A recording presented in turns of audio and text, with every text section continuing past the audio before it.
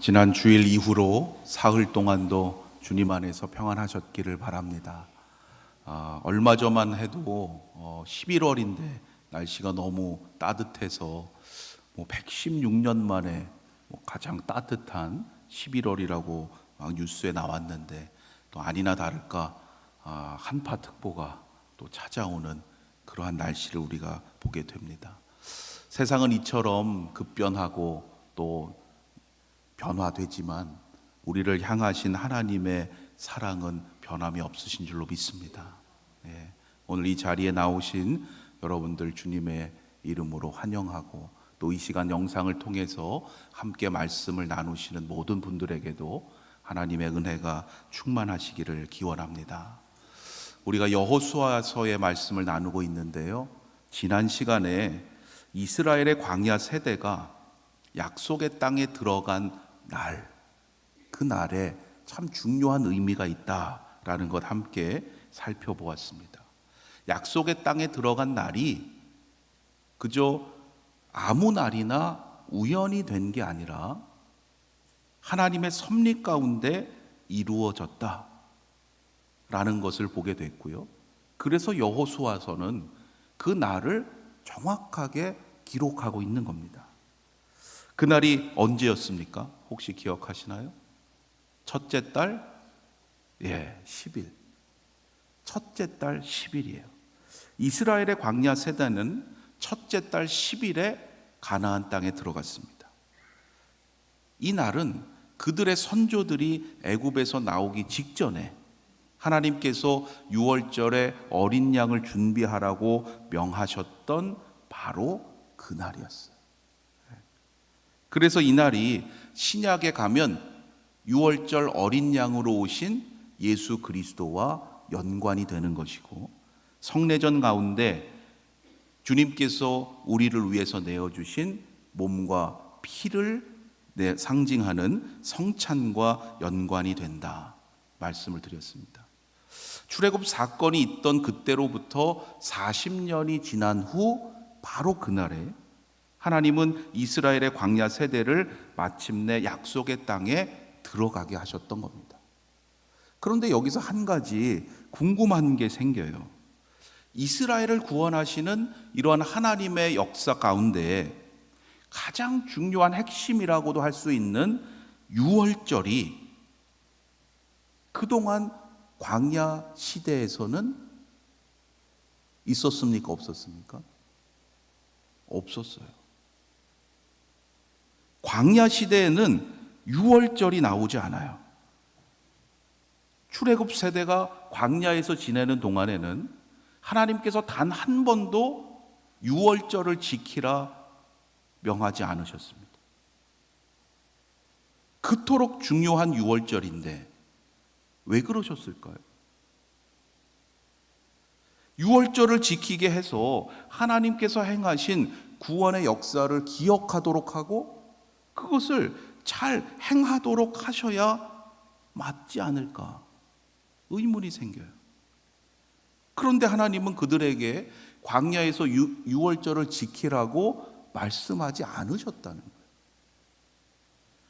그 이유는 이 출애굽 세대는 가나안 땅에 들어가지 못하기 때문이에요. 그러나 광야에서 태어난 그들의 후손은 다르죠. 이스라엘의 광야 세대는 하나님의 인도하심을 따라서 요단강을 건넜고 마침내 약속의 땅에 들어갑니다. 그렇다면 이제 하나님께서는 그들에게 무엇을 원하실까요? 그 약속의 땅에서 뭘 지키기를 원하시겠어요? 유월절 지키기를 원하실 거예요. 그런데 오늘 말씀에 보면 그에 앞서서 하나님은 약속의 땅에 들어온 이 광야 세대에게 새로운 명령을 하십니다. 오늘의 본문 5장 2절과 3절의 말씀인데요, 여러분 다시 한번 함께 읽고 나누겠습니다. 5장 2절과 3절에서 광야 세대에게 새로운 명령을 하셔요. 우리 2절과 3절 함께 있습니다. 그때에 여호와께서 여호수아에게 이르시되 너는 부싯돌로 칼을 만들어 이스라엘 자손들에게 다시 할례를 행하라 하시매 여호수아가 부싯돌로 칼을 만들어 할례산에서 이스라엘 자손들에게 할례를 행하니라. 요단강을 건너서 길갈에서 첫날을 유숙하고 나서 바로 그날에 하나님이 먼저 다시 할례를 행하라 여호수아에게 명하십니다. 유월절을 지키기 전에 먼저 할례를 행하라는 거예요. 다시 행하라, 이 말은 이미 할례를 받은 사람들에게 또다시 할례를 행하라는 게 아니죠. 광야 생활을 하는 동안 그곳에서 태어난 이들, 즉 출애굽 이후로 할례를 받지 못한 이들에게 이제 할례를 행하라는 거예요. 멈추었던 할례를 이제 다시 행하라는 거예요. 이러한 상황과 이유에 대한 설명이 그 다음 9절에 등장합니다. 그 다음 4절과 5절 말씀 우리 함께 이어서 봉독합니다.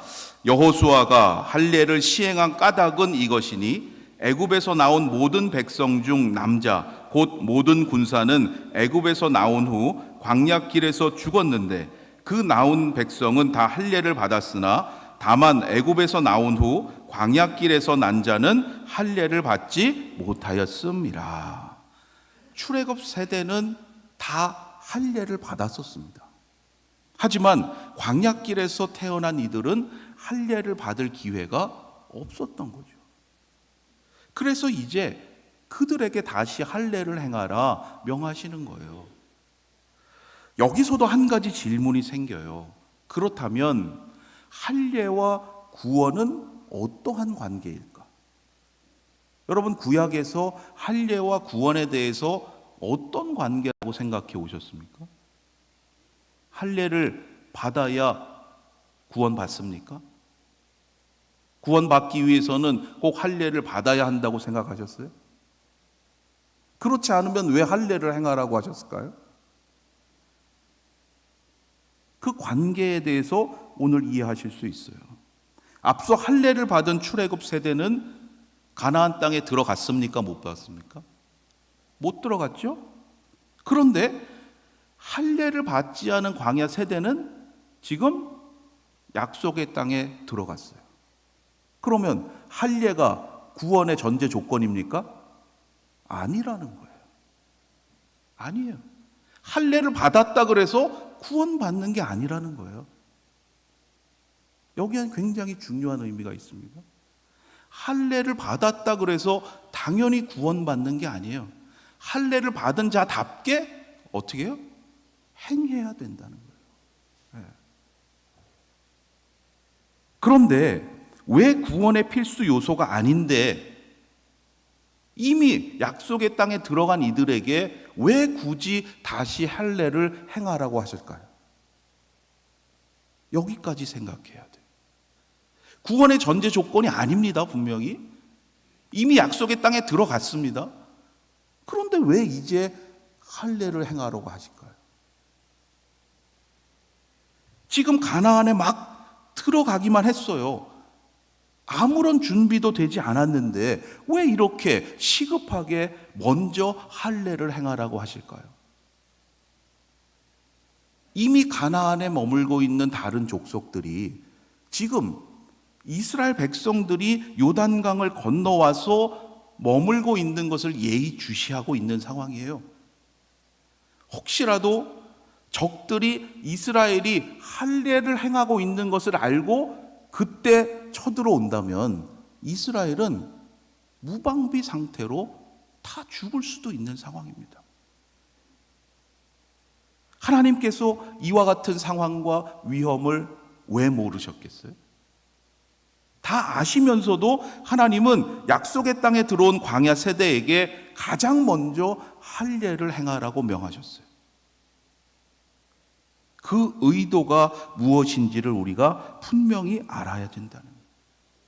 여기에는 중요한 몇 가지 의미가 있습니다. 첫째로 할례는 하나님께 대한 순종을 확인하시는 방법이었다는 거예요. 정말 하나님께 말씀에 순종할 것이냐? 그것을 하나님께서 그들에게 확인하고자 하시는 거예요. 하나님께서 우리에게 원하시는 순종이 어떠한 것이라고 여러분 생각하세요? 우리가 내가 하나님께 순종하겠습니다 결단하잖아요. 여러분, 그 순종이 정말 어떠한 순종을 뜻하는가? 우리가 충분한 설명을 듣고 이해할 수 있을 때, 내 상황이 될 때 하겠습니다 라고 하는 것은요, 하나님이 우리에게 원하시는 순종이 아니라는 거예요.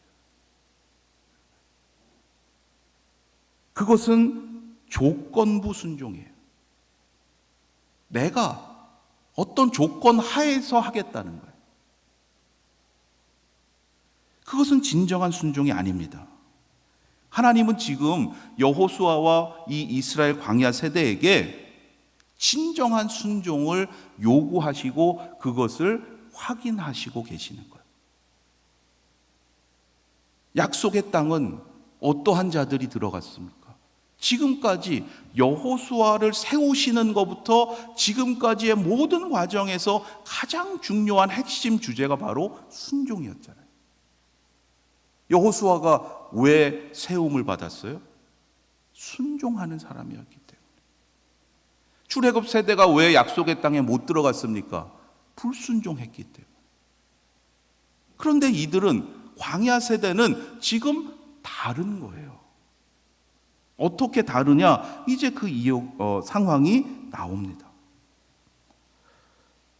할례를 받지 않아서가 아니었어요.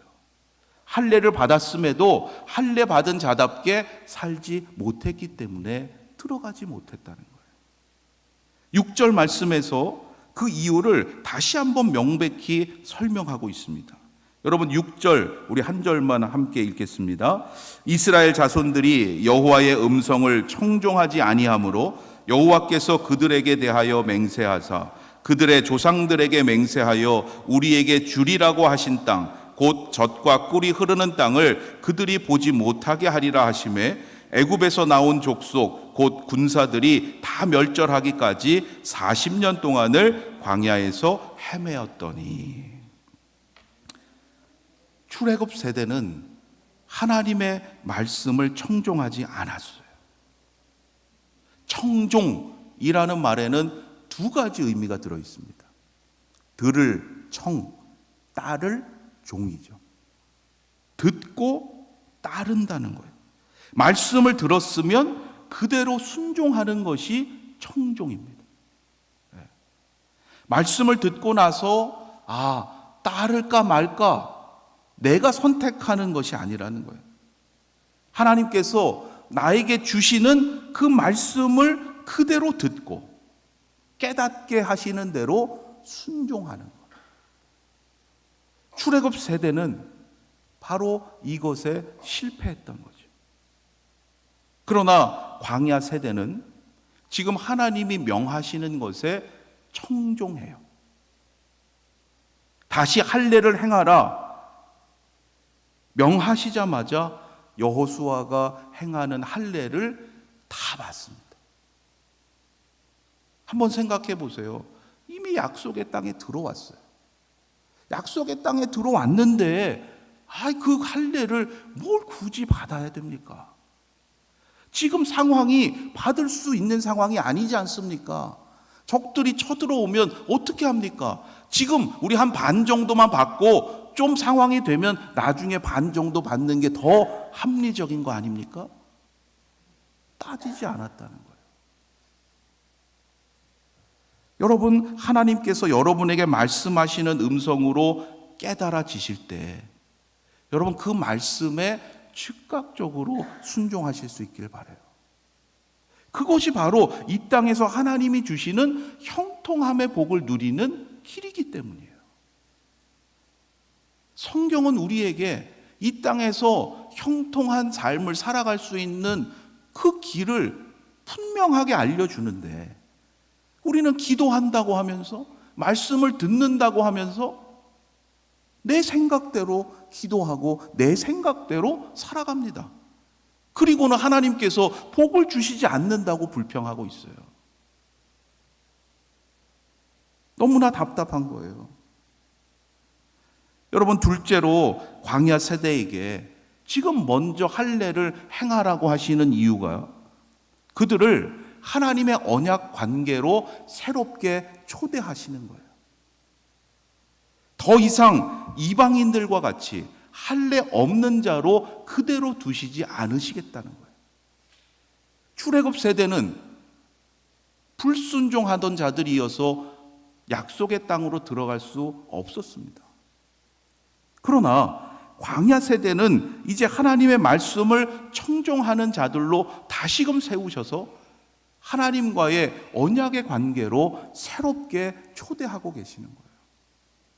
7절 말씀 우리 다시 함께 읽어보도록 하겠습니다. 7절입니다.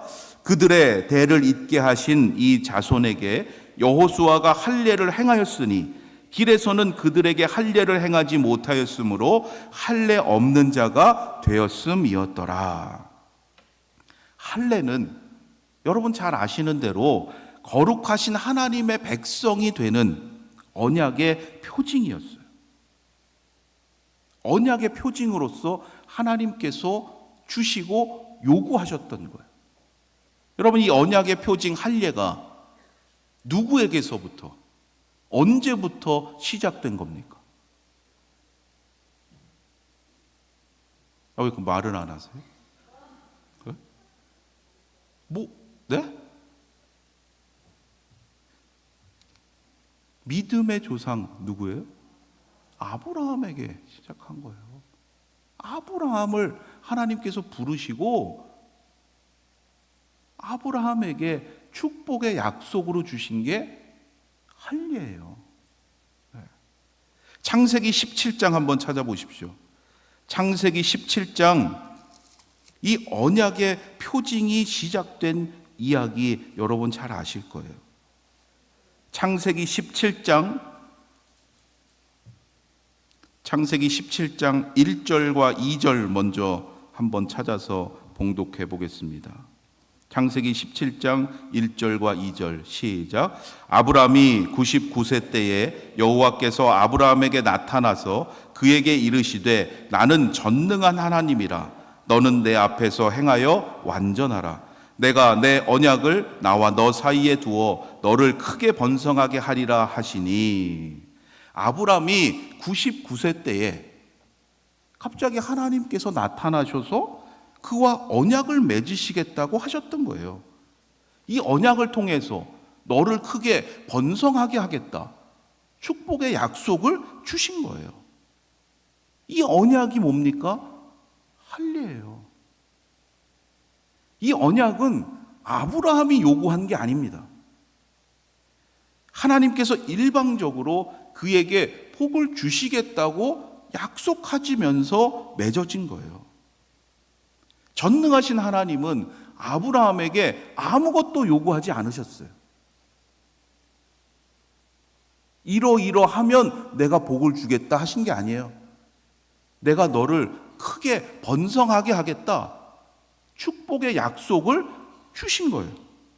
아브라함이 여러 민족의 아버지가 될 것이고 그의 후손에게까지 하나님이 되어주실 것임을 약속하셨습니다. 이 언약을 맺고 나서 하나님은 이 언약 관계가 끊어지지 않고 계속해서 유지하게 하기 위해서 아브라함에게 한 가지를 말씀하셨던 거예요. 그것이 바로 할례였어요. 창세기 17장 10절로 14절 한번 읽어보겠습니다. 기억나실 거예요. 창세기 17장 10절로 14절입니다. 시작. 너희 중 남자는 다 할례를 받으라. 이것이 나와 너희와 너희 후손 사이에 지킬 내 언약이니라. 너희는 포피를 베어라. 이것이 나와 너희 사이의 언약의 표징이니라. 너희의 대대로 모든 남자는 집에서 난 자나 또는 너희 자손이 아니라 이방 사람에게서 돈으로 산 자를 막론하고 난 지 8일 만에 할례를 받을 것이라. 너희 집에서 난 자든지 너희 돈으로 산 자든지 할례를 받아야 하리니 이에 내 언약이 너희 살에 있어 영원한 언약이 되려니와 할례를 받지 아니한 남자 곧 그 포피를 베지 아니한 자는 백성 중에서 끊어지리니 그가 내 언약을 배반하였음이니라. 왜 다시 할례를 행하라고 하시는지 이해되시죠? 할례는 단순히 남성 성기의 포피를 떼어내는 것만이 아니에요. 여기에는 중요한 의미가 들어있는데요. 하나님께서 아브라함에게 주셨던 그 놀라운 약속을 후손들도 기억하고 끝까지 그 약속을 붙들고 살겠다는 순종의 응답이었어요.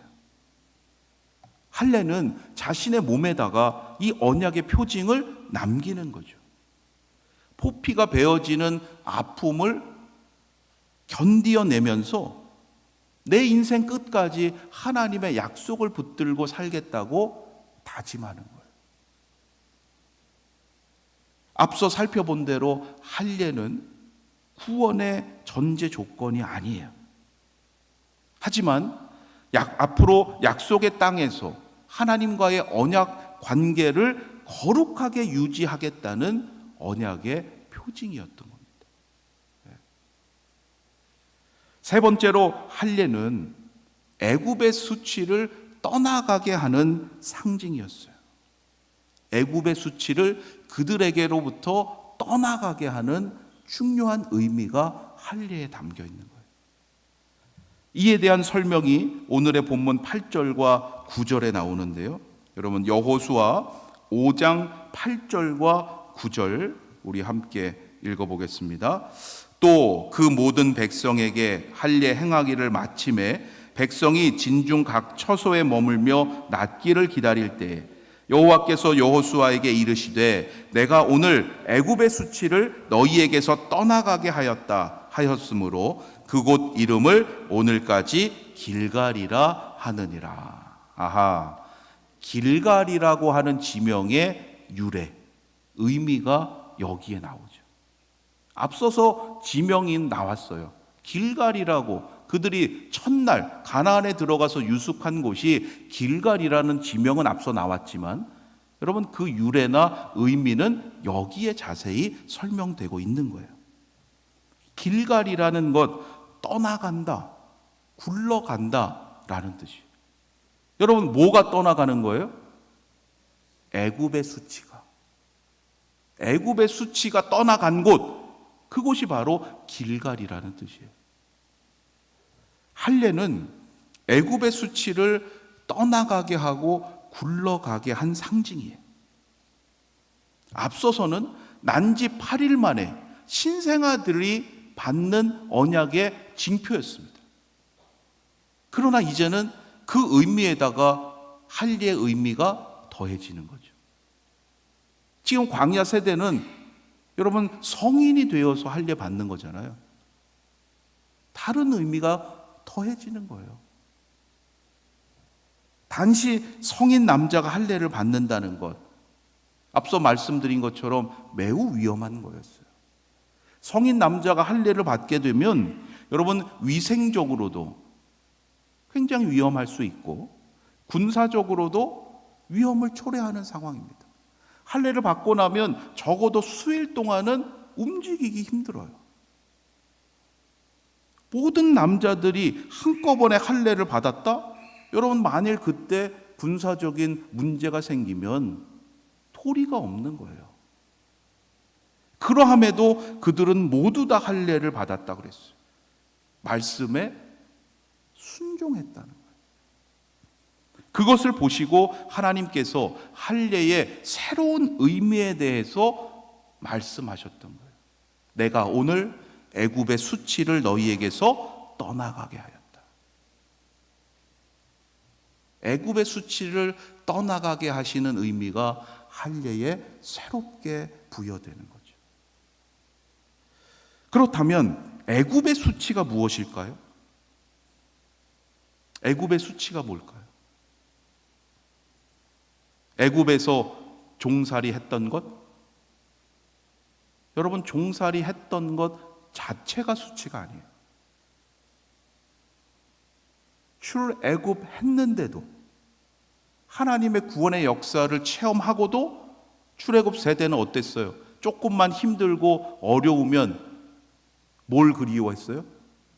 애굽에 종살이 하던 때가 나았다. 여러분, 그게 애굽의 수치인 거예요. 하나님의 은혜 가운데 살아가면서도 세상을 부러워하는 것, 여러분, 그게 애굽의 수치인 거예요. 그들만이 수치가 아닙니다. 하나님이 오늘 우리를 보실 때 우리에게도 그러한 수치가 많을 수 있는 거예요. 그렇게 은혜를 베풀어 주셨는데 감사하기보다는 여전히 불평하고 여전히 하나님을 원망하는 우리의 입술이라면, 여러분, 우리에게도 그 애굽의 수치가 너무 많이 있는 거예요.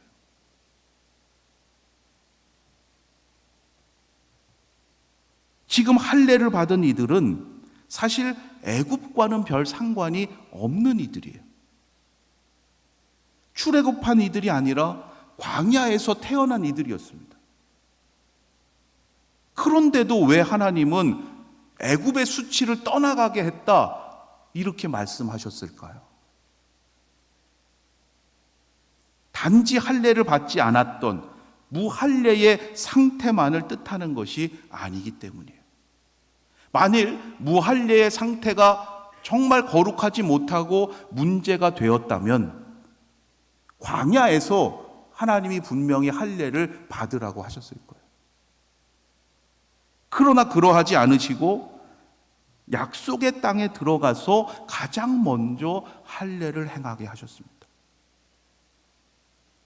애굽의 수치는 단지 할례를 받지 않았다는 것만이 아니라 그들의 선조들이 애굽에서 종살이 하던 것, 여전히 그러한 삶의 방식에 물들어 있고 거기에 그리워하는 그들의 습관, 그들의 생각을 말씀하시는 거예요. 그들은 비록 애굽에서 태어나지는 않았습니다. 그러나 그들의 부모 세대로부터 영향을 받고 있었던 거죠. 그러한 노예 근성에서 벗어나지 못하고 있었던 거예요. 그들의 마음 중에는 은연중에, 부지 중에 애굽의 방식에 따라가는 삶이 나타나는 거예요. 그러나 이제 약속의 땅에서 하나님의 거룩한 백성으로 살아가려면 이제는 그 애굽의 수치로부터 완전히 단절되어야 함을 말씀하시는 겁니다.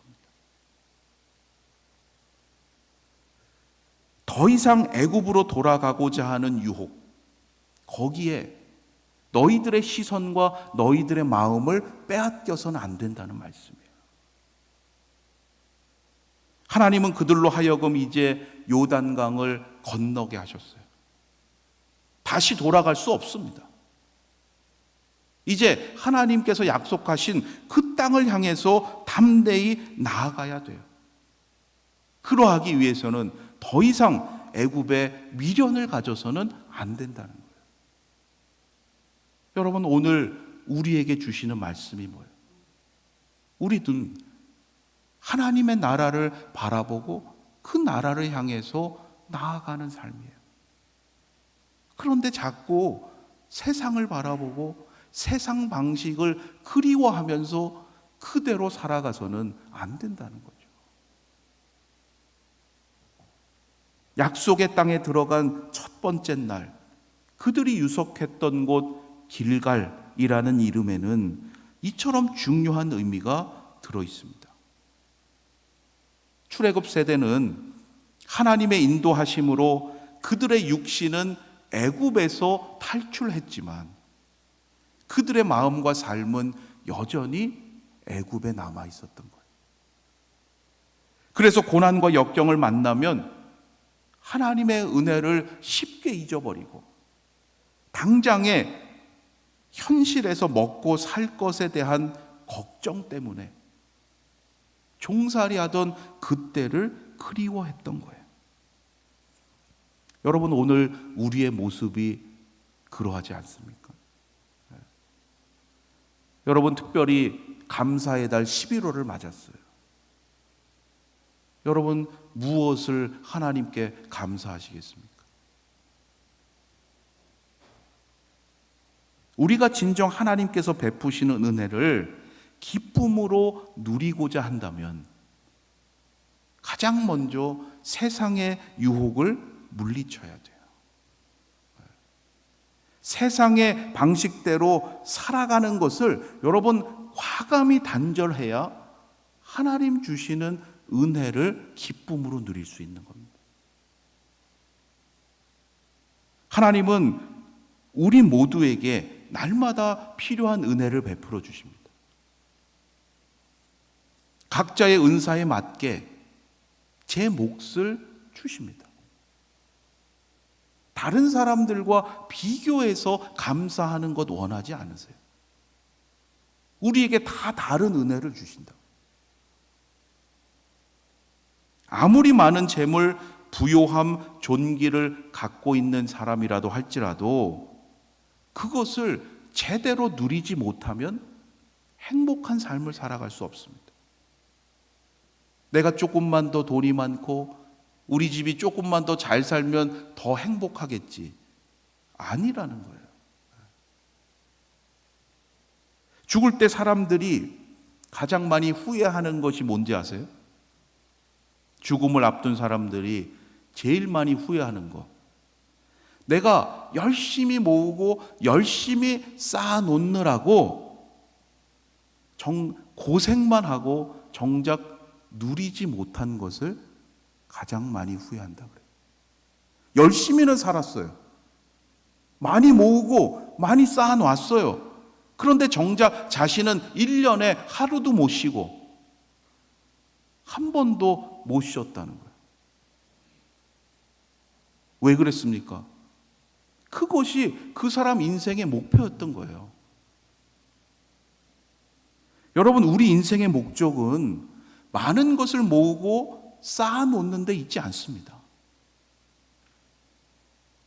우리 인생의 목적은 하나님께서 베푸시는 은혜를 이 땅에서 잘 누리는 데 있어야 돼요.